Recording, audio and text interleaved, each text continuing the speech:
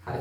එහෙනම් ළමයි අද දවසේ ප්‍රියංකර හිටියාච්චි කෙමිස්ට්‍රි YouTube channel එකෙන් සාකච්ඡා කරන්න යන්නේ සමතුලිතතාවය කියන 12 වෙනි ඒකකයට අදාළ උසස් පෙළ රසායන විද්‍යාවේ විභාග සංගුණකය නැත්නම් අපි ව්‍යාප්ති සංගුණකය කියන නර්ස්ට් ව්‍යාප්ති නියමය නැත්නම් හුරු පුරුදු විදියට අපි අර KP KC KSP කියන විදිහේ අපි අර සංකේතමය විදිහට කිව්වොත් KD කියන මාතෘකාවයි අද සාකච්ඡා කරන්නේ. එතකොට මේ මාතෘකාවේ එකම ඒ කියන්නේ මේ ආකාර හතරෙන් අපිට නම් කරන්න පුළුවන් එකම සමතුලිතතාවයක් කියන්නේ. ඒතර සමතුලිතතාවයේ ඒකකේ මේක වර්ගීකරණය කරගන්න පුළුවන් සමජාතීය සමතුලිතතාවය කියලා. එතකොට සමජාතීය සමතුලිතතාවය යටතේ අපි මේක සාකච්ඡා කරන්නේ ද්‍රව පදාර්ථය. ද්‍රව පදාර්ථය තමයි සමජාතීය වෙන්නේ. එකම පදාර්ථය විදිහට ඒ කියන්නේ පදාර්ථමය ස්වභාවය ඝන ද්‍රව වායු කියන පදාර්ථ වලින් ද්‍රව පදාර්ථයන් විතරක් ඉන්න අවස්ථාවක හටගන්න සමතුලිතතාවයක් ගැනයි මේකදී සාකච්ඡා කරන්නේ. හරි. මේක හරි ලෙහෙසි. ඇත්තටම ලෙහෙසි. මේකේ තියෙන්නේ මේ අනුපාතයක් අපිට ගන්න තියෙන්නේ. විභාග සංගුණකයේ යටතේ අපිට තියෙන්නේ අනුපාතයක් ගන්න. මොකකද කොහොමද අපි අනුපාතය ගන්න කියන එක මම සාකච්ඡා කරන්න පටන් ගන්නවා. හරි. එතකොට ළමයි මේ විභාග සංගුණකේ නැත්නම් ව්‍යාප්ති සංගුණකේ නැත්නම් නර්ස්ට් ව්‍යාප්ති නියමයේ නැත්නම් KD කියන මාතෘකාව යටතේ අපි සාකච්ඡා කරන්නේ ළමයි එකිනෙක සමග අද්‍රාව්‍ය ද්‍රව කලාප දෙකක් ගන්නවා. මොකක්ද ගන්නවා කිව්වේ? එකිනෙක සමග මිශ්‍ර වෙන්නේ නැති ද්‍රව කලාප දෙකක්. එක්සැම්පල් එකක් ගන්න ඔයාලට ඔළුවට මතක් වෙන. ඔයාලා දන්නවා ගෙදර තියෙන පොල් තෙල් එකකුයි වතුරයි එකට දැම්මොත් ටික වෙලාවක් යනකොට ද්‍රව ස්තර දෙකකට බෙදෙනවා. එයාලා මිශ්‍ර වෙන්නේ නැහැ. එකිනෙක සමග අද්‍රාව්‍ය දිය වෙන්නේ නැහැ. ඒතර ඔයාලා ගෙදර තියෙන භූමි තෙල් එකයි වතුරයි ගත්තොත් ඒ දෙන්න එකිනෙක සමග දිය වෙන්නේ නැහැ. ඒතර කොහෙන් හරි ගෙනල්ලා පෙට්‍රල් ටිකක් ඩීසල් ටිකක් අරගෙන වතුරත් එක්ක මිශ්‍ර කරුවොත් එයාලා වතුරේ දිය වෙන්නේ නැහැ. ටික වෙලාවක් යනකොට එයාලා ස්තර දෙකකට වෙන් වෙනවා. අන්න එහෙම ද්‍රව දෙකක් ගන්නවා. අන්න එතෙන්දී තමයි අපි සලකා බලන්න ඇයි මේ ද්‍රව දෙක මිශ්‍ර වුණේ නැත්තේ? ඇයි මේ ද්‍රව දෙක මිශ්‍ර වුණේ නැත්තේ? එතන මම මේක ජලය කියලා ගන්න. මෙන්න මේක අපි සාමාන්‍ය මෙතෙන්දී භාවිතා කරනවා මේ කාබන් ටෙට්‍රාක්ලෝරයිඩ් කියලා CCl4 කියලා කියනවා. කාබන් ටෙට්‍රාක්ලෝරයිඩ් අනිත් ද්‍රාවණය ගන්නවා. මේක කාබනික ද්‍රාවණය. මේක කාබනික ද්‍රාවණය CCl4 ද්‍රාවණය. මේක H2O ද්‍රාවණයක් නෙවෙයි ද්‍රවය. මේක H2O ද්‍රවය. මේ දෙකම ඉන්නේ ද්‍රව ලෙස ලික්විඩ් භෞතික தත්ත්වය. හරි.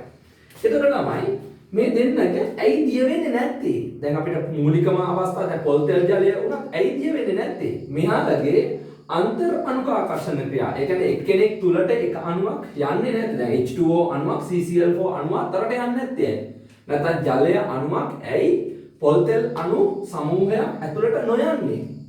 නොයන නිසානේ. දැන් ගියත් ආපහු එළවනවා. ඇයි එහෙම වෙන්නේ? දැන් අපි දන්නවා ටික වෙලාවක් ගිහලා ගෙදර තියෙන පොල් තෙල් බෝතලේ වතුර ටිකක් දාලා සමාන ප්‍රමාණයක් දාලා හොලවලා එකට තියලා තිබුණොත් මොකක් වෙනවද? ඒ දෙක අපි හොලවන වෙලාවේ එකිනෙක සමග කලවම් වෙනවා. නමුත් ටික වෙලාවක් යනකොට ස්තර විදිහට වෙන් වෙනවා. ඒ කියන්නේ පොල් තෙල් ඇතුළට ජලය ගියත් පොල් තෙල් තුලින් ජලය එළවනවා. ජලය ඇතුළට පොල් තෙල් ගියත් ජලය විසින් පොල් තෙල් අණු එළවනවා. ඒ කියන්නේ එකිනෙකාට ටිකක් විකර්ෂණයක් දක්වනවා. ඇයි එහෙම විකර්ෂණයක් දක්වන්නේ? කැමැත්තක් දක්වන්නේ නැත්තේ? නැත්නම් එකිනෙක සමග හොඳින් දිය වෙන්නේ නැත්තේ? ඇයි කියන එක අපි සලකා බලනවා. ඒක අතිශයම මේකදී වැදගත්. ඇයි ළමයි මෙයාලා ස්තර බෙදෙන්නේ? ඇයි මෙයාලා දිය වෙන්නේ නැත්තේ කියන එක බැලුවට පස්සේ ඔයාලා O level කාරින්ද දන්න එකක් මොකද්ද? මෙන්න මෙයාලගේ අන්තර් අණුක ක්‍රියා. O level වලදී අපි අන්තර් අණුක ආකර්ෂණ බල කියලා කියන්නේ නැහැ. ආකර්ෂණ බල කියලා කියනවා. නමුත් A level වලට ආවට පස්සේ දෙවැනි ඒකකයේ අවසානයේ අපි කතා කරනවා අන්තර් අණුක ආකර්ෂණ ක්‍රියා. අන්නේ අන්තර් අණුක ආකර්ෂණ ක්‍රියා යටතේදී අපි සලකා බලන අන්තර් අණුක ආකර්ෂණ බලයන් මෙන්න මේ ද්‍රව දෙකෙහි එකිනෙක සමග ගැළපෙන්නේ නැති නිසා තමයි සෙට් වෙන්නේ නැති නිසා තමයි දිය වෙන්නේ නැත්තේ. නැත්නම් අපිට ගන්න පුළුවන් මේ කාබනිකය අකාබනිකයි කියන තැන. දැන් ඔයාලා කාබනික රසායන ඉගෙන ගන්න පුළුවන් මේකට ඔයාලා දන්න සමහර කාබනික සංයෝග ජලය ඇතුලේ දිය වෙනවා සමහර ඒවා දිය වෙන්නේ නැහැ. ඒක නිසා කාබනික අකාබනික කියලා ඉරක් ගහලා වෙන් කරගන්න එක වැරදි. ඒක හරි තාර්කික නැහැ. සමහර කාබනික සංයෝග ජලය දිය වෙනවා සමහර ඒවා දිය වෙන්නේ නැහැ. ඒතකොට අපි ඉරක් ගහලා වෙන් කරගන්න බෑ. නමුත් අපිට කියන්න පුළුවන් ජලයේ අන්තරාණුක ආකර්ෂණ ක්‍රියාවලට සෙට් වෙන්නේ නැති අන්තරාණුක ආකර්ෂණ ක්‍රියා මොනවා හරි ද්‍රවයක තිබුණොත් අන්න යාල කෙනෙක් සමග දිය වෙන්නේ නැහැ. ඒතකොට ජලය විතරක් නෙවෙයි මේකට. අපිට මොනවා හරි අඩු කාබන් සංඛ්‍යාවක් ඉන්න මධ්‍යසාරයක් අරගෙන CCl4 ගත්තත් ඒ දිය වෙන්නේ නැහැ. ඒතර එයාලගේ දිය නොවෙන්නේ හේතුව නැත්නම් මිශ්‍ර නොවෙන්නේ හේතුව ද්‍රව දෙක මොකද්ද? එයාලගේ අන්තර් අණුක ආකර්ෂණ ක්‍රියා එකිනෙක සමග සෙට් නොවීම නැත්නම් ගැළපීමක් නැතිකම නොගැලපීම. හරි. එතකොට දැන් එතකොට මේක ගැන සමතුලිතතාවය ඉගෙන ගන්න නෑ. මෙහෙම සමතුලිතතාවයක් නෙමෙයි අපි ඉගෙන ගන්න. මේ විදිහට ද්‍රව දෙකක් දානවා. ඊට පස්සේ දැන් මේ ද්‍රව දෙකනේ අපි ඉස්සර වෙලා සලකා බලන්නේ මේක ගැන කියන්න එපා. තාම සමතුලිතතාවයක් ගැන මුකුත්ම වචනයක් කිව්වේ නැත. එතකොට මෙන්න මේ ද්‍රව දෙකේ ඇයි ජලය උඩ තියෙන්නේ CCl4 යට තියෙන්නේ ඇයි? ජලය උඩ තියෙන්නේ ඇයි CCl4 යට තියෙන්නේ ඇයි? ඝනත්වය නේ. ඝනත්වය නිසා CCl4 ගේ ඝනත්වය වැඩි නිසා මේ ද්‍රවය පහළට යනවා. ජලයේ ඝනත්වය වැඩි නිසා අඩු නිසා ඊට සාපේක්ෂව එයා උඩට යනවා. CCl4 ගේ ඝනත්වය වැඩි නිසා පහළට ආවා. ජලයේ ඝනත්වය වැඩි නිසා ඉහළට ආවා. එතකොට හරි සරල කාරණාවක්. ඝනත්වය වැඩි කෙනා පහළට ඇවිල්ලා ඝනත්වය අඩු කෙනා ඉහළට යනවා. මොනවා වෙන්නේ නැත්නම්ද? මිශ්‍ර වෙන්නේ, කලවම් වෙන්නේ නැත්නම්. කලවම් වෙන්නේ නැත්නම්. සමහරවිට දැන් මේක ක්ලාස් රූම් එක ගණන් අපි කතා කරනකොට නිකන් ළමයින්ට මේක දැන් ලොකු මාතෘකාවක් විදිහට සාකච්ඡා කරන් ගිහිල්ලා ඝනත්වයන් ගැන සාකච්ඡා කරලා එක සැරේටම අහුවොතින් මුහුදු ජලයේ ඝනත්වයයි සාමාන්‍ය ජලයේ ඝනත්වයයි සැලකුවට පස්සේ මුහුදු ජලයේ ඝනත්වය වැඩි, ඇල් ජලයේ නැත්නම් ගංගාවල ජලයේ ඝනත්වය අඩුයි. එහෙම ඒ ජල භාජන දෙකක් එහෙම ජලය දැම්මොතින් එක සැරේට කොහොමද ස්ථිර වෙන්නේ කියලා වුණා. සමහර වෙලාවට එක සැරේටම ඇදලා දාපු ගමන් කියලා දෙනවා මොකද්ද? මුකුත් හිතන්නේ නැතුව කියන ළමයි කියනවා මුහුදු ජලය යටට යනවා, ගංගාවේ ජලය උඩට එනවා, නැත්නම් මිරිදිය ජලය උඩට යනවා කියලා. නෑ එහෙම වෙන්නේ නෑ. දෙකම ජලයනේ මිශ්‍ර වෙනවා. දෙකම ජලයනේ මිශ්‍ර වෙනවා. එතකොට අන්තර් අනුකාකර්ෂණ ක්‍රියා එකිනෙක සමග සෙට් නොවෙන්නත් ඕන ඝනත්වය වෙනස් වුණොත් සෙට් නොවන දෙකක ඝනත්වය වෙනස් වෙලා මෙන්න මේ විදිහට ස්ථිර වෙනකොට ඝනත්වය වැඩි එක යටට යනවා, ඝනත්වය අඩු එක උඩට එනවා. එතකොට දෙන්නගේ අන්තර් අනුකාකර්ෂණ ක්‍රියා ගැලපෙන්නේ නැති නිසා තමයි ස්ථිර වෙන්නේ. ඝනත්වය මෙයාගේ වැඩි නිසා යටට ගියා, ඝනත්වය අඩු නිසා උඩට ගියා. ඒත් මේ ඝනත්වය කියන සංකල්පය අපිට මේකදී වැදගත් වෙන්නේ නැහැ. ඒක අතහැරලා දාලා යන්න පුළුවන් පරීක්ෂණාත්මක අවස්ථාවලදී විතරයි ඝනත්වය වැදගත් වෙන්නේ. හරි. ඊළඟට තමයි දැන් සාකච්ඡා කරන්න යන්නේ තාම සමතුලිතතාවයට ගියේ නැහැ. මේ වගේ එකිනෙක සමග මිශ්‍ර වෙන්නේ නැති ද්‍රව දෙකක් අරගෙන මේ ද්‍රව දෙකෙහිම CCl4 ගේ H2O ගේ කියන ද්‍රව දෙකෙහිම ද්‍රව්‍ය තුන්වෙනි සංඝටකයක් ගන්නවා. මේ ද්‍රව දෙකෙහිම ද්‍රව්‍ය තුන්වෙනි සංඝටකයක් ගන්නවා. අන්නේ තුන්වෙනි සංඝටකයේ විදිහට මම ළමයි භාවිතා කරනවා Br2 කියන කෙනා.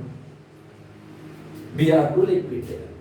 මම මේ වාදන දෙක හදාගන්නේ මේ H2O මේකේ ඉන්නේ CCl4 යට ස්තරේ ඉන්නේ Br2 මවුල ප්‍රමාණයක් ගන්නවා. යම් ප්‍රමාණයක් අරගෙන මම ඉස්සර වෙලා මේ Br2 ටික Br2 කියන්නේ රතු දුඹුරු පැහැයකින් යුක්ත කෙනෙක්නේ.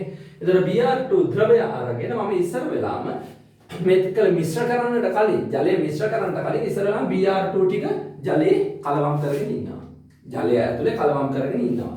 දැන් ජලය ඇතුලේ Br2 කලවම් වෙලා තියෙනකොට අපි දන්නවා ජලය ඇතුලේ මේ Br2 අංශුත් ඉන්න නිසා රතු දුඹුරු පැහැයකුත් තියෙනවා. රතු දුඹුරු පැහැයක් තියෙනවා. දැන් මේ රතු දුඹුරු පැහැය තියෙන කෙනාත් එක්ක Br2 අන්තර්ගත ජලය ද්‍රාවණයට දානවා. දැම්මට පස්සේ මොකක් වෙන්න ගන්නවද ළමයි? මෙන්න මේ Br2 කියන කෙනාගේ අන්තරානුකාකර්ෂණ ක්‍රියා ගත්තට පස්සේ ජලයත් එක්කත් යම් ප්‍රමාණ වලින් අන්තරානුකාකර්ෂණ බල දක්වන්න පුළුවන් CCl4 එකත් දක්වන්න පුළුවන්. එතකොට මෙන්න මෙයාට CCl4 එකත් බන්ධන ආකර්ෂණ දක්වන්න පුළුවන් නිසා මේ Br2 ඉහළ කලාපයේ ඉඳලා ආරම්භයේදී පහළට ගමන් කරන්න පටන් ගන්නවා. ආරම්භයේදී මොකක් කරනවද? වේගෙන් පහළට ගමන් කරනවා. මොකද මේකේ සාන්ද්‍රණය Br2 ගේ වැඩි, මේකේ සාන්ද්‍රණය අඩුයි. මේ මොකක්ද කොහොමද මේක හදාගත්තේ? ඉස්සර වෙලාම ජල වාජනයක් අරගෙන ඒකේ Br2 ටික අරගෙන දිය කරගත්තා. ඊට පස්සේ CCl4 වාජනය අරගෙන ඒක මේ විදිහට බීකර එකකට දාලා ඊට පස්සේ අර ජලයේ ඉන්න ටිකත් ජලයත් එක්ක Br2 මිශ්‍ර කරපු එක මේකට දාගත්තා. දැන් ඔන්න මේ වැඩේ පටන් ගන්න යන්නේ මොකද්ද? ස්තර දෙක වෙන් වෙලා තියෙනවා. Br2 ජලයේ ස්තරයේ ඉඳලා CCl4 ස්තරයට යනවා වේගයෙන්. දැන් CCl4 ස්තරයට Br2 එන්න පටන් ගත්තට පස්සේ මේ CCl4 ස්තරයේ පෘෂ්ඨයේ ඉන්න අය හිමින් සැරේ උඩටත් යන පටන් ගන්නවා. ඒ කියන්නේ මොකද? උඩටත් යනවා පහළටත් යනවා. යම් කිසි වෙලාවක මේ ජලයේ ස්තරයෙන් CCl4 ස්තරයට පහළට එන වේගය උඩට යන වේගයට සමාන වුණාට පස්සේ අපි කියන මේ පද්ධතිය මොකද්ද? ගතික සමතුලිතතාවයකටපත් වුණා කියලා. අන්නේ ගතික සමතුලිතතාවයටපත් වෙන අවස්ථාවේදී මේ ඉහළට පහළට යන වේගයත් පහළට එන ශීඝ්‍රතාවයත් ඉහළට යන ශීඝ්‍රතාවයත් සමාන වෙනවා කාගේද ළමයි? Br2 කියන කෙනාගේ. Br2 ගේ. මෙන්න මේ වෙලාවේ Br2 ගේ මේ ඉහළට යන වේගය පහළට යන වේගය සමාන වෙනවා. ඕක අපි සමතුලිතතාවය කියන සංකල්පය KPKC වලදී මූලික සමතුලිතතාවය සාකච්ඡා කරනකොට අපි කියනවා කිසියම් ප්‍රතික්‍රියාවක් සමතුලිතතාවයටපත් වෙනකොට කාලයක් එක්ක මේ ප්‍රතික්‍රියා ශීඝ්‍රතාවය මේකේ ප්‍රතික්‍රියාවක් වෙන්නේ නැහැ මිශ්‍ර වීමක් විතරයි වෙන්නේ. මේකේ ප්‍රතික්‍රියාවක් නෑ අතරම උනේ මිශ්‍ර වීමක් විතරයි. සාමාන්‍ය රසායනික සමතුලිත පද්ධතිය ඇතුළේ නම් රසායනික ප්‍රතික්‍රියාව වෙනවා. නමුත් මේකේ රසායනික ප්‍රතික්‍රියාවක් නෑ අන්තරාණුක ආකර්ෂණ බල බිඳෙමින් තවත් එකකට යෑමක් විතරයි වෙන්නේ. හරි. ඉස්සර වෙලාවම ජල ස්තරයේ ඉඳලා ශීඝ්‍රයෙන් කොහෙට යනවද? ජල ස්තරයේ ඉඳලා ඉතාමත් සාන්ද්‍රණය වැඩි නිසා වැඩි ශීඝ්‍රතාවයකින් පහළ ස්තරයට යනවා. ඒක නිසා මෙන්න ජල ස්තරයේ ඉඳලා Br2 ජල ස්තරයේ සිට Br2 පහළට ගමන් කරනවා මොන ස්තරයටද? CCl4 ස්තරයට. ආරම්භයේදී ඉතා විශාල ශීඝ්‍රතාවයක් තියෙනවා. මොකද ජල ස්තරයේ Br2 ගේ සාන්ද්‍රණය වැඩි නිසා. ටික වෙලාවක් යනකොට මොකක් වෙනවද? ජල ස්තරයේ ඉඳලා CCl4 ස්තරයට යන ශීඝ්‍රතාවය අඩු වෙනවා. ඇයි අඩු වෙන්නේ?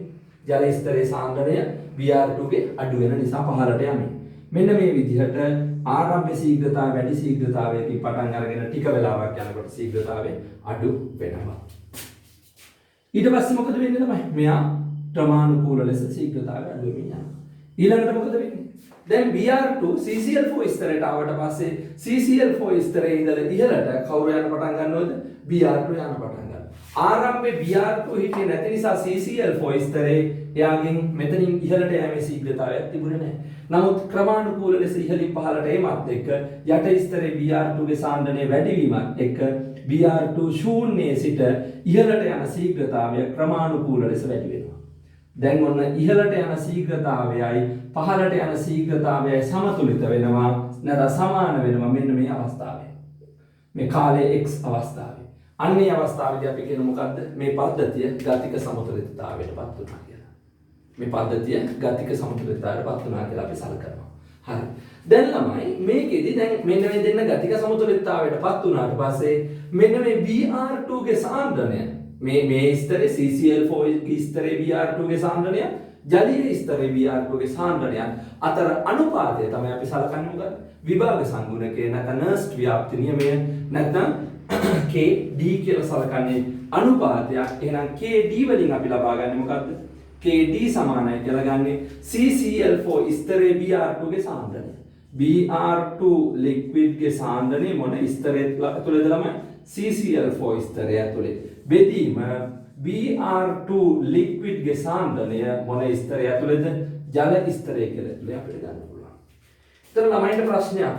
ඇයි සර් මෙතන මේ CCl4 ජලයයි කියන එක උඩ යට එහෙම දාලා තියෙන CCl4 උඩමද කාබනික ස්තරයේ උඩමද ද්‍රවීය ස්තරයේ යටමද නැහැ එහෙම එකක් නැහැ. ඕනම එකක් ගන්න පුළුවන්. ඒක අනුපාතයක් නේ අපිට ඕන. KD කියන එක නා ගණනේ මුල ඉඳලා හදාගෙන යන විදිහට ඔයාලට ඕන නම් උඩට මෙයාක් ගන්න පුළුවන් මෙයාව ගන්න පුළුවන්. නමුත් ළමයි සාමාන්‍යයෙන් අපි පුරුද්දක් විදිහට ගන්නවා වැඩිපුර දිය වෙන එක්කෙනාගේ කලාපය සාමාන්‍යයෙන් උඩින් තියනවා. ඒතර වැඩිපුර දිය වෙන එක්කෙනා උඩින් තියුවම අඩුවෙන් දිය වෙන එක්කෙනා යටින් තියුවට පස්සේ ලැබෙන්නේ සාමාන්‍යයෙන් එකට වඩා වැඩි අගයක් නේ. මෙතන භාගයක් ආවද එකට වඩා වැඩි අගයක් නේ ලැබෙන්නේ. ඒක නිසා. එහෙම නැතුව නියමයක් හෝ නීතියක් නැත. හරි. දැන් මෙතෙන්දී මම දැන් මේ CCl4 ස්තරේ Br2 ගේ දිය වෙනවා කියලා එහෙම ගත්තේ කොහමද? දැන් එහෙම අදහසක් හරි ගත්තේ කොහමද? එතන මෙහෙමයි ළමයි. සාමාන්‍යයෙන් අපිට ගණනක කිව්වොත් CCl4 හා H2O අතර විභාග සංගුණකය කියලා කිව්වොත් සාමාන්‍යයෙන් අපි ලියන්නේ මෙහෙමයි. CCl4 හා H2O අතර කිව්වොත් මෙයාගේ යට මෙයා ලියනවා. ඒක නියමයක් නෙවෙයි සාමාන්‍ය ක්‍රමවේදය. නැත්නම් අපිට කිව්වොත් H2O හා CCl4 අතර විභාග සංගුණකය කියලා ලියුවොත් H2O ඉන්න පැත්ත උඩට දාලා CCl4 ඉන්න පැත්ත යටට දානවා. ඒක නියමයක් නෙවෙයි නීතියක් නෙවෙයි. ඒක එහෙම අත්‍යවශ්‍ය නැහැ. ඔයාලට අනුපාතේ දෙක මාරු කරලා ලියුණා කියලා ගැටලුවක් වෙන්නේ නැහැ. හරි. දැන් ළමයි දැන් මේ Br2 ගේ ව්‍යාප්තිය ගැන සලකා බලමු. Br2 ගේ ගණනක් හදන්නට කලින් අපිට ඔළුවෙන් තර්ක කරන්න පුළුවන් වෙන්න ඕන. අනේ ඔළුවෙන් තර්ක කරන අවස්ථාවේදී මෙන්න මේ Br2 කොහොමද ව්‍යාප්ත වෙන්නේ කියලා බලමු. දැන් මේ Br2 කියන කෙනා මේ තුන්වෙනි කෙනෙක් නේ. තුන්වෙනි කෙනෙක් නේ මේකට භාවිතා කරේ. මේ ද්‍රව දෙකක් තිබුණා. මේ ආවිලා තුන්වෙනි පාර්ශවයක් ආව මෙතෙන්ට. දෙන්න අතර පොඩි සමගිතාවයක් ඇති කරන්න, දෙන්න අතර සමතුලිතතාවයක් ඇති කරන්න. මේ තුන්වෙනි පාර්ශවය මොන පැත්තට බර වේද? ඒ කියන්නේ වැඩිපුර ඉන්න කැමති මොන පැත්තේද? ඕන කෙනෙක් දන්නවා ඉන්න කැමති වැඩියෙන්ම එයාට ලව් කරන එයාට කැමති කෙනත් එක්ක එයාත් එක්ක බන්ධන හදන්න කැමති කෙනත් එක්ක තමයි එයා ඉන්න කැමති. එහෙම නැතුව එයාත් එක්ක බන්ධන අකමැත්තෙන් හදන මෙන්න මූත් ඇවිල්ලා ඉන්න ඒක නිසා උත් එක්ක බන්ධනයක් හදාගන්න එපාය කියන එකාගේ ළඟ එක ඉන්න කැමති නෑ. මෙන්න මේ Br2 කියන කෙනා ගත්තට පස්සේ ළමයි අපි දන්නවා Br පරමාණු දෙකක් එකිනෙක සමග සහසංයුජ බන්ධනයකින් නිර්ද්‍රවීය සහසංයුජ බන්ධනයකින් බෙදලා තියෙන සම ඉලෙක්ට්‍රොනික වලාවක් ඉන්නවා. ඒක නිසා මෙයාගේ ද්‍රවීයතාවයක් නැහැ. ඕනනම් ප්‍රේරණය වෙන්න පුළුවන් ප්‍රේරිත ද්‍රව්‍යයක් බවට. ඒ කියන්නේ මෙයා අතර මෙයාලගේ අණු අතර තියෙන සාමාන්‍ය Br2 ලික්විඩ් එකේ තියෙන මොනවාද ළමයි? වැන්ඩර් ආකර්ෂණ බල. වැන්ඩර් ආකර්ෂණ බල තියෙන්නේ. ඒක නිසා එයා සාමාන්‍ය CCl4 වගේ නිර්ද්‍රවීය ද්‍රාවකවල වැඩිපුර දිය වෙන්න කැමති. ජලය වගේ ප්‍රභේදයක අඩුවෙන් දිය වෙන්න කැමති. ඒක නිසා CCl4 ඇතුලේ වැඩිපුරම Br2 CCl4 ඇතුලේ තමයි වැඩිපුරම Br2 දිය වෙන්නේ. සාපේක්ෂව අඩුවෙන් තමයි ජලය ඇතුලේ Br2 දිය වෙන්නේ. ඒක අපිට අදාළ නැහැ මේ ගණනේදී. නමුත් අපි ඔළුවේ තියාගත්තම ලෙහෙසි මොකද්ද? සාමාන්‍යයෙන් අන්තරාණුක ආකර්ෂණ ක්‍රියා එකට සෙට් වෙන එයාුන්ගේ වැඩිපුර දියන. දැන් Br2 ගත්තට පස්සේ මෙයාගෙත් යම් කිසි ප්‍රමාණයක් වැඩිපුර ප්‍රමාණයක් දිය වෙනවා. මෙයාට සෙට් වෙන්නේ ටිකයි. අපි දන්නවා H2O සහ CCl4 කියන දෙන්නා H2O සහ CCl4 කියන දෙන්නගේ අන්තරාණුක ආකර්ෂණ කිසිසේත්ම එකිනෙකට සෙට් වෙන්නේ නැහැ. එහෙනම් Br2 ගේ තියෙන අන්තරාණුක ආකර්ෂණ මේ දෙන්නගේ අතරමැදි අගයක ඇතිනේ. ඒක නිසානේ ජලයත් එක්ක සුළු වශයෙන් අන්තරාණුක ආකර්ෂණ බල හදන්න පුළුවන්. මෙයත් එක්ක වැඩි වශයෙන් අන්තරාණුක ආකර්ෂණ බල හදන්න පුළුවන්. ඒක නිසා CCl4 ඇතුලේ වැඩිපුර දිය වෙනවා. ජලය ඇතුලේ ටිකක් දිය වෙනවා. ඕක තමයි මේක ඇතුලේ තියෙන සමස්ත සංකල්පය වෙන්නේ. හරි. එතකොට තමයි මම මේ වීඩියෝ එක ඇතුලේ සම්පූර්ණයෙන්ම තියරි එක පැහැදිලි කරනවා වගේම ඔයාලට තියරි නෝට් එක ලියාගෙන සම්පූර්ණ තියරි නෝට් එකකුත් හදාගන්න පුළුවන් වෙන විදිහටයි මේ වීඩියෝ එක කරන්නේ. එතන මේ වීඩියෝ එක ඇතුලේ සම්පූර්ණයෙන් බලන ගමන් මම නෝට් එක කියවන්න යනවා. මේක ලියන්න ඔයාලා ෆෝස් කරලා නෝට් එක ලියන්න. ලියාගෙන යන්න. එතන මාතෘකාව විදිහට මම හිතනවා මුලම ඔයාලට ලියා ගන්න පුළුවන්. මොකද්ද? KD ව්‍යාප්ති සංගුණකය නැත්නම් නර්ස්ට් ව්‍යාප්ති නියමය නැත්නම් ව්‍යාප්ති සංගුණකය කියන එක. මේ නම් හතරම ලියා ගන්න. මොකද සමහර වෙලාවල් වල අපිට අහන නිසා. හරි.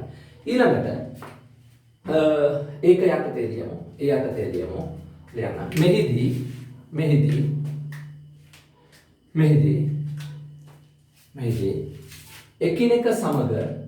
මෙහිදී එකිනෙක සමග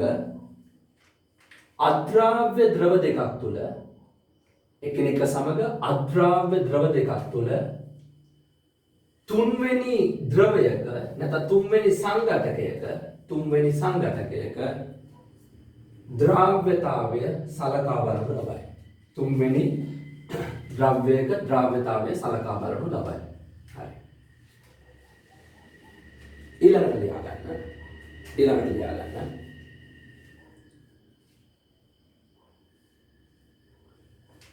මුලින්ම මේදී එකිනෙක සමග අමිශ්‍ර ද්‍රව දෙකක් ඇතුලේ තුන්වෙනි සංඝටකයක ද්‍රාව්‍යතාවය සලකා බලනවා කියලා.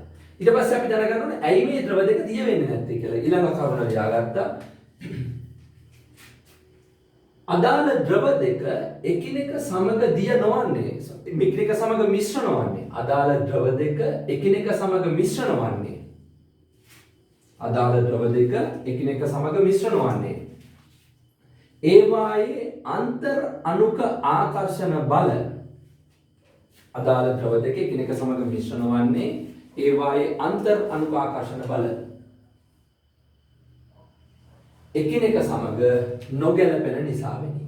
මේ දෙන්නගේ අන්තරාණුක ආකර්ෂණ බල එකිනෙක සමග නොගැලපෙන නිසා මෙයාලා දෙන්න එකිනෙක සමග දිය වෙන්නේ නැහැ. ඊළඟට කිව්වා. ඊළඟ කාරණාව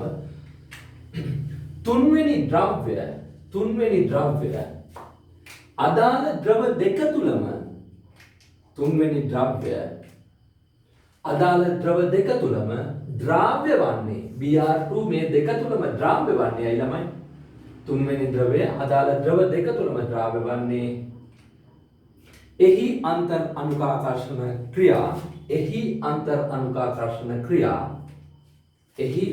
අණුකාකර්ෂණ ක්‍රියා අදාළ ද්‍රව දෙක සමගම අදාළ ද්‍රව දෙකෙහි අන්තර් අණුකාකර්ෂණ ක්‍රියා සමගම යම් ප්‍රමාණයකට හෝ ගැළපෙන නිසා වෙන්නේ. BR2 ගේ තියෙන අන්තරාණුක ආකර්ෂණ ක්‍රියා මේ දෙන්න අතර මෙයාගේ තියෙන අන්තරාණුක ආකර්ෂණ එක්ක යම් ප්‍රමාණයකට හරි ගැලපෙන නිසා තමයි මොකක් වෙන්නේ ළමයි මේ දෙන්න ඇතුළෙම දිය වෙන්නේ. ලියන්න. ඒකටම තවත් කාරණාවක් විදිහට ගන්න පුළුවන්. මේ තුන්වෙනි පාර්ශවයෙන් එන කෙනාගේ අන්තරාණුක ආකර්ෂණ බල වඩාත්ම සමීපව ගැලපෙන ද්‍රවය ඇතුලේ එයාගේ වැඩි සාන්ද්‍රණයකින් දිය වෙනවා. මෙයාගේ අන්තරාණුක ආකර්ෂණ බලත් එක්ක ගැලපෙන ප්‍රමාණය අඩු කෙනා ඇතුලේ එයා අඩු ප්‍රමාණයක් දිය වෙනවා. ඒක අපිට A level වල දේ තරම්ම වැදගත් වෙන්නේ නැහැ. නමුත් ඒක දැනන් තියෙන එක හරි වැදගත්. මොකද අපිට ප්‍රැක්ටිකල් A level සිලබස් එකේ ලොකුවට කෙරෙන්නේ නැහැනේ. සීමා සහිත ප්‍රමාණයක් අපි කරගන්නේ. ඇත්තට මේක කරන්න ඕනේ ඒවා. හරි. ලියන්න. ඊළඟ කාරණාව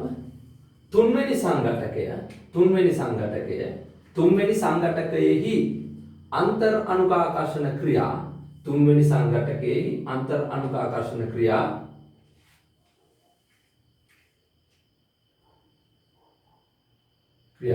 සමග වඩාත්ම අන්තර් අනුකාකර්ෂණ ක්‍රියා ගැලපෙන ද්‍රව්‍ය තුල තුන්වෙනි සංඝටකයේ අන්තර් අනුපාකර්ෂණ ක්‍රියා සමග වඩාත්ම ගැලපෙන ද්‍රවයේහි එය වැඩිපුර දිය වෙන අතර අන්තර් අනුපාකර්ෂණ ක්‍රියා වඩාත් ගැලපෙන්නේ නැති නැත්නම් නොගැලපෙන ද්‍රවය තුල එය අඩු වශයෙන් දිය වෙනු ලබයි. හරි. කොහොමද දැන් අපි බලමු මේ වගේ පද්ධතියක් හදාගන්න. ලියන්න. ඊළඟ කාරණාව ලියන්න. ඉහත සඳහන් කළ ලෙසින් එකිනෙක සමග අමිශ්‍ර ද්‍රව දෙකක්. ඉහත සඳහන් අලුත් කාරණාවකින් ඉහත සඳහන් කළ ලෙසින් එකිනෙක සමග අමිශ්‍ර ද්‍රව දෙකක්. ගෙන එහි තුන්වෙනි සංඝටකයක් දිය කර එකිනෙක සමග අමිශ්‍ර ද්‍රව දෙකක් ගෙන එහි තුන්වන සංඝටකයක් දිය කර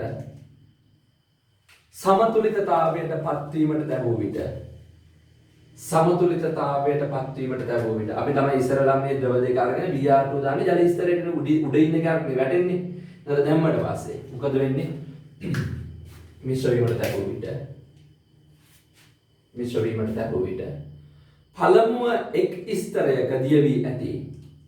පළමුව එක් ස්තරයක දිය වී ඇති තුන්වන සංඝටකය අනෙක් ස්තරයට වේගයෙන් ගමන් කරයි. මෙහෙට වේගයෙන් ගමන් කරයි.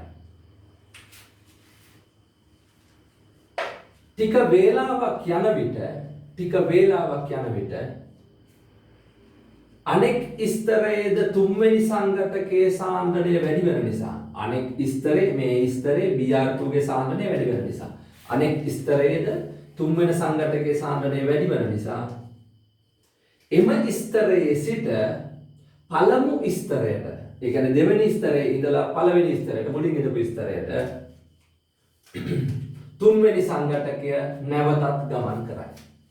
තුන්වෙනි සංඝටකය නැවතත් ගමන් කරයි. ඊළඟට ඒකටම මෙලෙස පළමුවන ස්තරයෙන් දෙවන ස්තරයට පැමිණෙන ශීඝ්‍රතාවය මේ ස්තරයෙන් මේ ස්තරයට පැමිණෙන ශීඝ්‍රතාවය පළමුවන ස්තරයෙන් දෙවන ස්තරයට පැමිණෙන ශීඝ්‍රතාවය දෙවන ස්තරයෙන් පළමු ස්තරයට ගමන් කරන ශීඝ්‍රතාවයට සමාන වන විට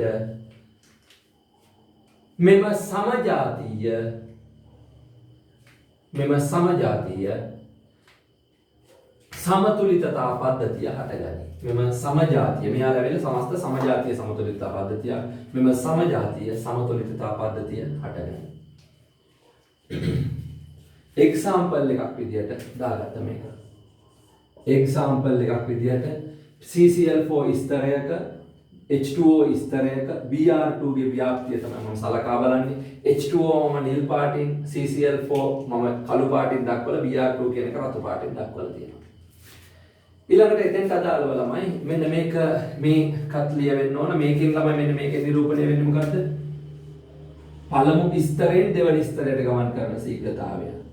පළමු ස්තරයෙන් දෙවන ස්තරයට ගමන් කරන ශීඝ්‍රතාවය. මේක මොකක්ද? යටින් එන්නේ දෙවන ස්තරයෙන් පළමු ස්තරයට ගමන් කරන ශීඝ්‍රතාවය. මේ ඇවිල්ලා දෙවන ස්තරයෙන් පළමු ස්තරයට ගමන් කරන ශීඝ්‍රතාවය. මේ අවස්ථාව මොකද්ද? පද්ධතිය x කියලා කියන්නේ පද්ධතිය සමතුලිතතාවයට පත්වන අවස්ථාව. එතන ඉඳලා ඉස්සරහට දිගටම සමතුලිතතාවය තියෙන්නේ. බාහිර බලපෑමක් උනේ නැත්නම් උෂ්ණත්වය හරි Br2 එකතු කිරීමක් හරි නේ එහෙම එකක් උනේ නැත්නම් මේක සමතුලිතතාවයේ දිගටම පවතින්න පුළුවන්. වාෂ්පශීලී සංඝටකයක් උනෝත් හදිසියව වාෂ්ප වෙලා ගියේ නැත්නම් නේ එහෙම නොවන කෙනෙක් දාලා දෙමුනොත් නැත්නම් අපිට වහලා තියන්න පුළුවන්. ඉස්සරහදී ඒව සාකච්ඡා කරමු. හරි.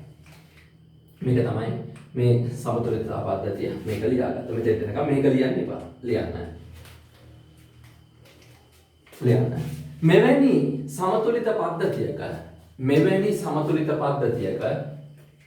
ඊළඟ කාරණාව මෙවැනි සමතුලිත පද්ධතියක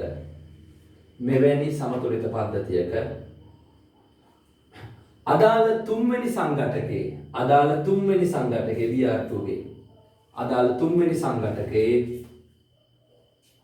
ස්තර දෙකෙහි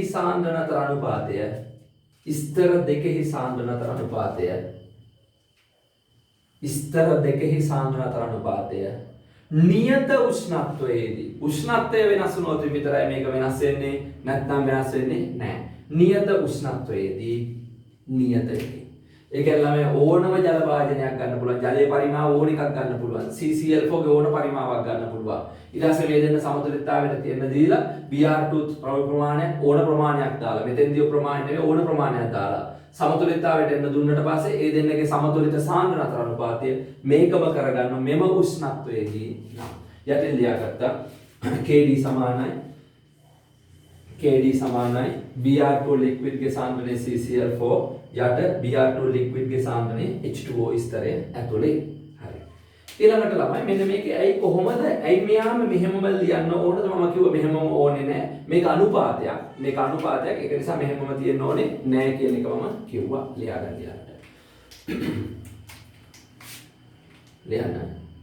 මෙහිදී අනුපාතයක් ලබා ගන්නා බැවින් මෙහිදී සාන්ද්‍රණතර අනුපාතයක් නේ. මෙහිදී සාන්ද්‍රණතර අනුපාතයක් ලබා ගන්නා බැවින් අපිට මෙයා 3ට මෙයා එකක් උනත් එකයි ඒක අනිත් පැත්ත ගහලා 3ට එකක් උනත් අපි දන්නවා මෙයාගේ 3ක් දිය වෙලා මෙයාගේ එකක් දිය වෙන සම්භාවිතාවයක් තියෙන කියලා නේ.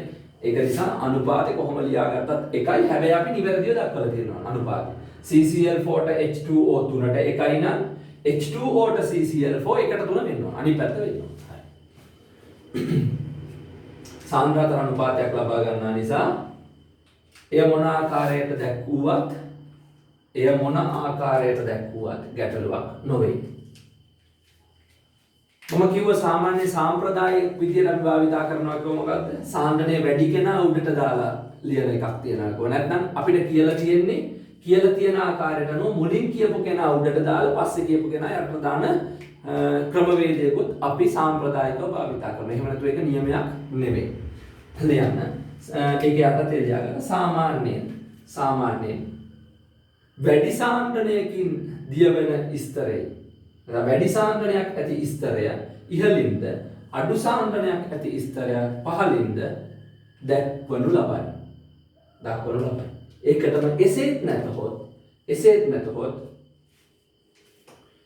නැතහොත් පළමුව කියා ඇති සංඝටකය කියන්නේ අපි ගණන අහනකොට පළමුව කියා ඇති සංඝටකය ඉහළිනුත් දෙවනුව කියා ඇති සංඝටකය පහළිනුත් ලෙස අනුපාතය ලබා ගන්න. ඒක ඔය අවසානයේ කියපු කාරණා දෙකේ තරම වැදගත් කාරණා දෙකක් නෙවෙයි.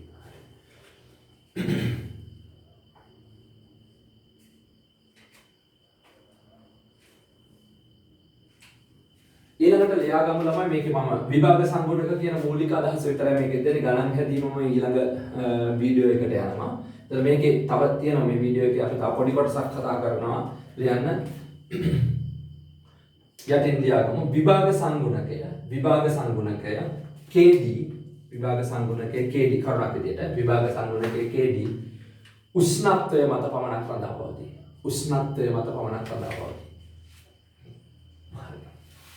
ඊළඟට අනුමාත්‍රිකාවක් ලෙසින් ලියා ගන්න. අනුමාත්‍රිකාවක් ලෙසින් ලියා ගන්න.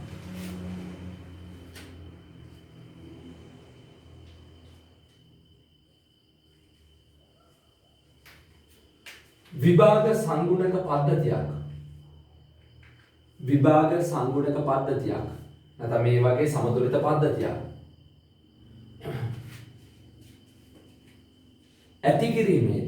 ඇති කිරීමේදී සපුරා ලිය යුතු අවශ්‍යතා. සපුරා ලිය යුතු අවශ්‍යතා. පළවෙනිම මොනවද තමයි? එකිනෙක සමග මිශ්‍ර වෙන්නේ නැති ද්‍රව දෙකක් ඕන. ඊට පස්සේ ඒ ද්‍රව දෙකෙහිම ද්‍රාව තුන්වෙනි සංඝටකයක් ඕන. ඒ වගේම මේ තුන්වෙනි සංඝටකය මේ ද්‍රව දෙකේම එකම ස්වභාවයෙන් තියෙනවා. අපි හිතමු මෙහෙම මේකෙදි Br2 විදියට තියලා තිබිලා මේක ඇතුළට ගියාට පස්සේ මෙයාගේ අණු කැඩිලා ගිහිල්ලා අපි හිතමු Br2 කියන කෙනා සුළු වශයෙන් ජලයත් එක්ක ප්‍රතික්‍රියා කරන්න පුළුවන්. ඒක නොසලකා හැරලා අපි මෙතෙන් දියන්නේ මේකට ගියාට පස්සේ Br2 ජල ස්තරයේ ඉන්නව නම් HBr විදියටයි HOBr විදියටයි ඉදියොත් වැඩේ හරියන්නේ නෑනේ. ඒතර ස්තර දෙකේම එකම ස්වභාවයකින් තියෙනවා. ලියාගත්තා. ලියාගමු. අපි මාතෘකාව ලියාගත්තා. විභාග සංගුණක පද්ධතියක් ඇති කිරීමට තියෙන මූලික අවශ්‍යතා ටික. පළවෙනි මේක ලියාගත්තා. එකිනෙක සමග අමිශ්‍ර ද්‍රව දෙකක් පැවතිය යුතුයි. එකිනෙක සමග අමිශ්‍ර ද්‍රව දෙකක් පැවතිය යුතුයි. ඊළඟ එක එම ද්‍රව දෙකෙහිම ද්‍රව්‍ය තුන්වෙනි සංඝටකයක් පැවතිය යුතුයි. එම ද්‍රව දෙකෙහිම ද්‍රව්‍ය තුන්වෙනි සංඝටකයක් පැවතිය යුතුයි. හදිසියෙවත් තමයි මේ එකක් හරි අධික වාෂ්පශීලී වුණොත් අපි මේ පද්ධතිය මොකක් කරන්න ඕනද? අනිවාර්යයෙන්ම වහලා තියන්න ඕන. සම්පූර්ණ කරලා තියන්න. ලියන්න. ඒකට තමයි මේ තුන්වෙනි සංඝටකය වෙන්න පුළුවන්. නැත්නම් මේ ද්‍රව ස්තරයක යට එක්කානම් වාෂ්ප වෙන විදියක් නැහැ නේ මේක හරහා. ඒ නිසා උඩ ස්තරයේ අධික වාෂ්පශීලී වුණොත් වහලා තියන්න වෙන මොකද යාගේ පරිමාව අඩු වෙනවනේ එන්න. ඒක නිසා. ලියන්න. භාවිතා කරන ද්‍රව්‍යයක් කියන්නේ මෙන්න මේ තුන් දෙනාගේ ඕන එකක්. භාවිතා කරන ද්‍රව්‍යයක් වාෂ්පශීලී නම් පද්ධතිය සම්ෘත කළ යුතුයි. පද්ධතිය සම්ෘත කළ යුතුයි. කරුණු තුනක් ලිව්වා. හතරවෙනි කාරණාව ලියාගත්තා. ද්‍රව ස්තර දෙක තුලදීම ද්‍රව ස්තර දෙක තුලදීම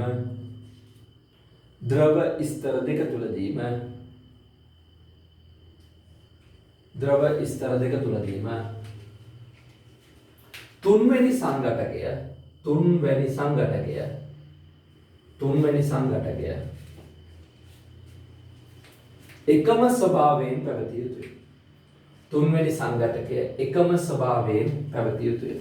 ඔය සඳහා අපි භාවිතා කරන ළමයි ප්‍රබලම නැත්නම් විශේෂම කෙනා විදිහට භාවිතා කරන මෙහෙම. ද්‍රවීය ද්‍රාවකවලදී එක්සැම්පල් එක විදිහට අවසානට කියපු කාරණාවේදී ද්‍රවීය ද්‍රාවකවලදී ඇසිටික් කියන කෙනා ඇසිටික් මේ තුන්වෙනි සංඝටකයක් විදිහට භාවිතා කරනවා. ඇසිටික් ජලයේ දිය වෙන්න පුළුවන් CCl4 ගේ දිය වෙන්න පුළුවන්. ඇසිටික් කියන කෙනා මේ ස්තර දෙකට භාවිතා කරුවදී ඇසිටික් කියන කෙනා මේ ස්තර දෙකට භාවිතා කරුවදී මොකක් කරන්න වෙනවද ළමයි? ජලයේ දිය වෙන්න පුළුවන්, මෙයාගේ දිය වෙන්න පුළුවන්. නමුත් සාමාන්‍යයෙන් අපි මොකක් කරනවද? මේ ඇසිටික් කියන කෙනා ජලය තුලදී මේ තනි අණුවක් විදියට හිටියට මේ කාබනික ද්‍රාවකවලදී ඇසිටික් ඉන්නවා මෙන්න මේ විදිහට ද්විත්ව අණු ලෙසින් සකස් වෙලා. ද්විත්ව අණු ලෙසින් සකස් වෙලා ඇසිටික් කියන කෙනා ඉන්නවා. ඒ නිසා ළමයි අපි ඇසිටික් කියන කෙනෙක් භාවිතා කරනකොට ටිකක් සැලකිලිමත් විය යුතු වෙනවා. ලියන්න. මෙන්න මේ එක්සැම්පල් එකක් විදියට දාගන්න.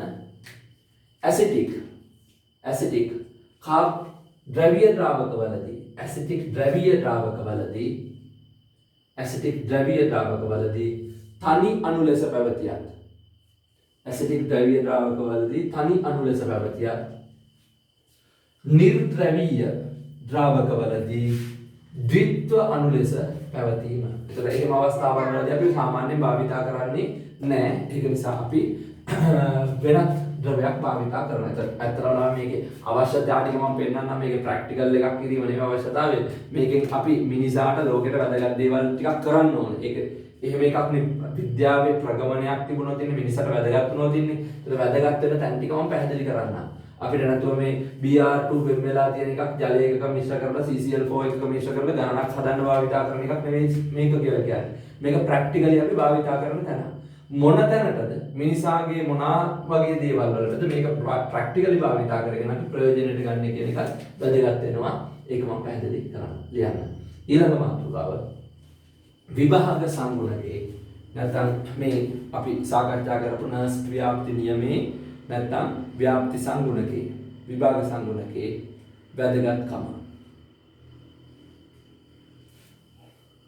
වැදගත්කම. මූලිකම වැදගත්කමක් විදිහට අපිට ළමයි ගන්න පුළුවන් මොන ස්තරයේද වැඩිපුර දිය වෙන්නේ කියන එක බලලා එයාගේ අන්තරානුභාකාශන බල මොන පැත්තටද වඩා බර කියලා හොයන්න පුළුවන්. ඒ කියන්නේ ජලය පැත්තටද නැත්නම් ද්‍රවීය ද්‍රාවක පැත්තටද නිර්ද්‍රවීය පැත්තටද බර කියලා අපිට හොයන්න පුළුවන්. ලියන්න. පළවෙනි කාරණාව. කිසියම් සංඝටකයක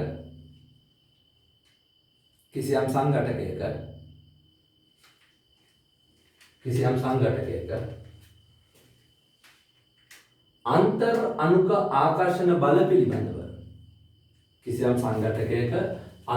අණුක ආකර්ෂණ බල පිළිබඳව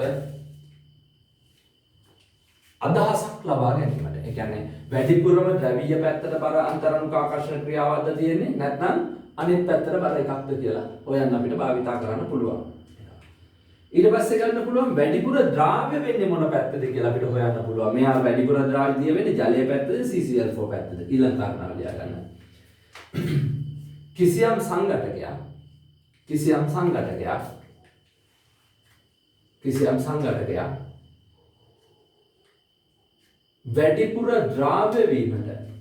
කිසියම් සංඝටකයක් වැඩිපුර ද්‍රාව්‍ය වීමට කැමැති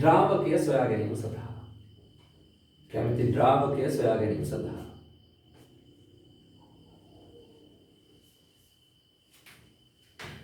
ඊළඟට තමයි අපිට විභාග සංගුණකයේ KD අගය දන්නවනම් ජල ස්තරයක මේ විද්‍ය ගතික සමුද්‍රතාවයේ ඉන්න ජල ස්තරයක සාන්ද්‍රණය දන්නවනම් CCl4 ස්තරයේ සාන්ද්‍රණය අපි ඩිබේට්ම හොයා ගන්න පුළුවන්.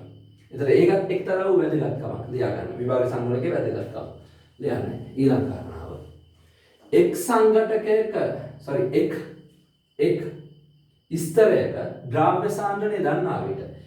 ස්තරයක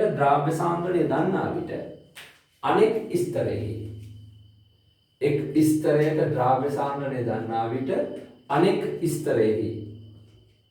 අනෙක් ස්තරයෙහි ද්‍රව්‍ය සාන්ද්‍රණය සෙවීමට